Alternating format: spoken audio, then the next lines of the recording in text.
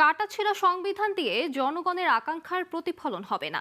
নির্বাচনের আগে প্রয়োজন পুনর্লিখন করে অসঙ্গতি দূর করা, এমনটাই মনে করেন রাষ্ট্রবিজ্ঞানী, সংবিধান বিশেষজ্ঞ ও বিশ্লেষকরা। সেন্টার ফর গভর্নেন্স স্টাডিজের গণতান্ত্রিক পুনর্গঠন সংলাপে এসব মতামত উঠে আসে। এ সময় উপদেষ্টা এএফ হাসান আরিফ দাবি করেন, এই অন্তর্বর্তী সরকার শুধু ট্রাস্টির ভূমিকায় আছে। সংবিধানের পরিবর্ধন কিংবা পুনর্লিখন যেটাই করা হোক, মূল ভূমিকা নিতে হবে ছাত্র জনতাকে। বিস্তারিত মোহাম্মদ নুরুন নবীর প্রতিবেদনে। ছাত্র জনতার গণ অভ্যুত্থানের মধ্য দিয়ে ক্ষমতায় এসেছে ডক্টর মোহাম্মদ ইউনূসের নেতৃত্বাধীন অন্তর্বর্তীকালীন সরকার। এরপর থেকেই দাবি ওঠে রাষ্ট্র মেরামতের। আর রাষ্ট্র মেরামতের জন্য প্রয়োজন সংবিধান সংশোধন নাকি পরিবর্তন করতে হবে, তা নিয়ে চলছে আলোচনা সমালোচনা। সংবিধানের অনুচ্ছেদ ৭-এর খ ধারা মতে একসাথে ১/৩ বেশি সংশোধন করা যাবে না। তাই শনিবার রাজধানীর বিস অডিটোরিয়ামে এই সংলাপের আয়োজন করে সেন্টার ফর গভর্নেন্স স্টাডিজ।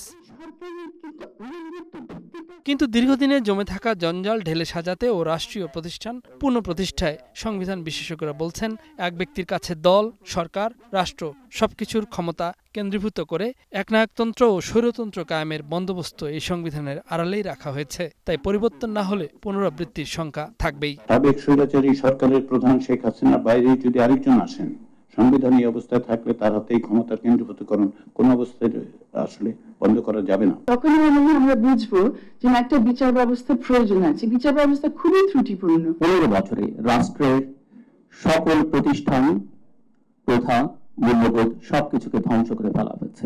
সংলাপে প্রশ্ন ওঠে, এই কাজের দায়িত্বটা কার উপর?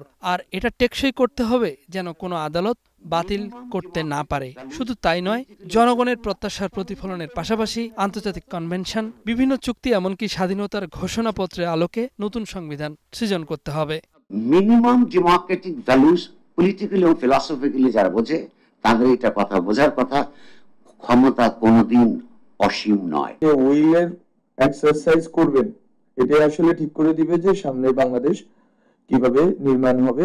আদালত আইনের ব্যাখ্যা করবে, সংবিধানের ব্যাখ্যা করবে। আদালত সংবিধান সংশোধন করতে পারে না।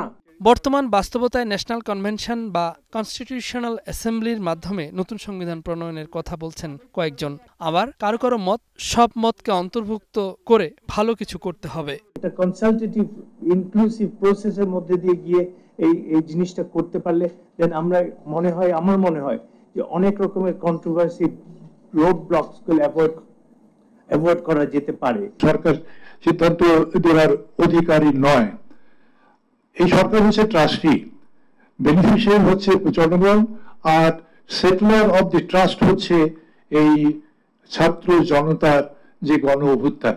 ৭১-এর বাংলাদেশ আর বর্তমান বাংলাদেশের জনগণের প্রত্যাশা এক নয়। তাই বাস্তবতা মেনে সংকটের সমাধানের পথ খোঁজার তাগিদ সিজিএস-এর এই সংলাপে। আমরা এই সরকারের সফলতা নিশ্চিত করার জন্য যা কিছু করার দরকার তাই করব।